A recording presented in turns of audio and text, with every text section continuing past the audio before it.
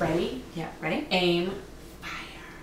Hey, I'm Lucky. And I'm the Mick. And we collectively are the Craptacular, and we want to welcome you to our brand new video feature, which is called Crappy Or Spectacular. And what we're going to do is we're going to talk about some theater happenings that happened over the past week, and we're going to kind of pass a little judgment, like, is this crappy?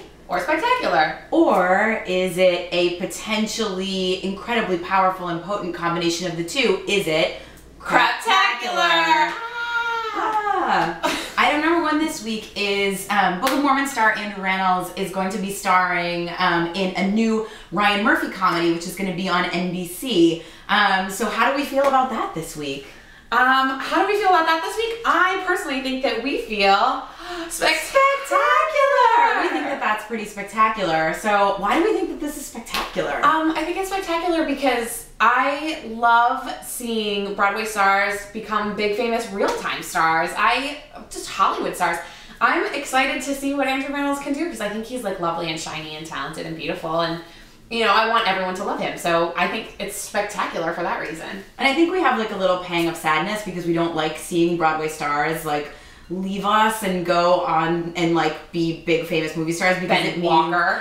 Yeah, because it means that we can't see them on stage, but at the same time, it means that you'll probably see them more often on your TV, so that's cool. And then you can be that douchebag who's like, I knew him when. I knew him when, told you so. I spotted him first. I remember when he was nominated for a Tony Award. Yeah, so I think this is spectacular. Spectacular, that's a good one. We're on board, Thumbs up. So, okay, item number two this week. Joyful Noise. This is a big Hollywood flick that you may have heard of, starring the likes of Queen Latifah and Dolly Parton, and the thing that's truly important to the Craptacular, Jeremy Jordan. So, how do we feel about this week? Crappy or spectacular? I mean, if we're going to be brutally honest about this film, we really think it's crappy. Oh, this is a crappy little sad film. face down here. Whoa, Oh. extremely bad. So, tell me a little bit about why we think it's crappy. Okay, so the reason why Joyful Noise is crappy is because there's kind of this premise in the movie that it's about this downtrodden Georgia town and its gospel choir and how they go to Los Angeles and they participate in a gospel choir competition, but that's not what the movie is actually about. What the movie is actually about is how Jeremy Jordan saves the day in every single scenario. He does. Your brother has autism. Jeremy Jordan can fix that. You don't know how to dance? Jeremy Jordan can fix that. Your arrangements are really boring and suck.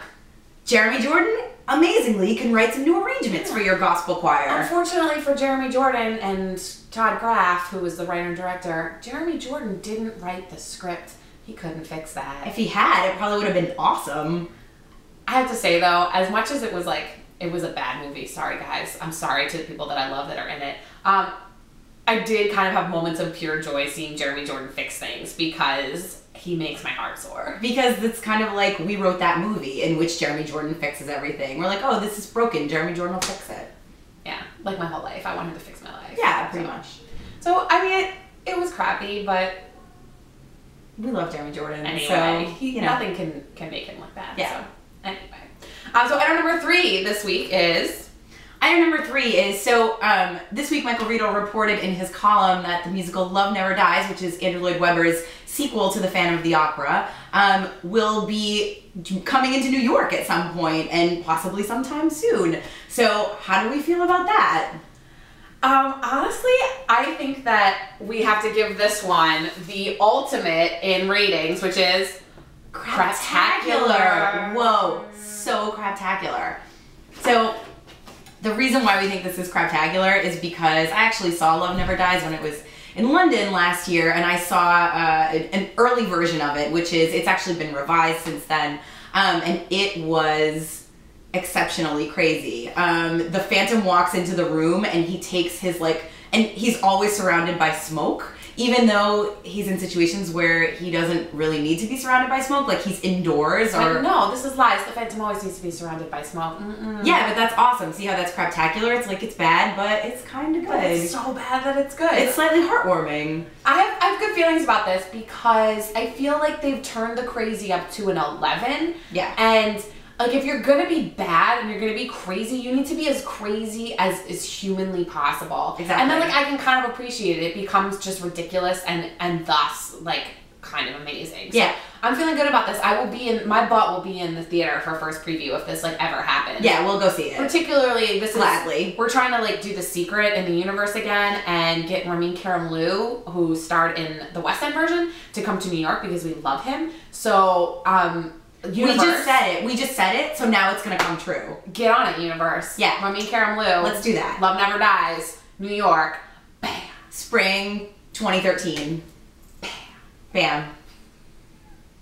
So I think that's it for Crappy Spectacular For this week. We hope you enjoyed it, and we will see you soon. Catch you next week. Peace. Bye.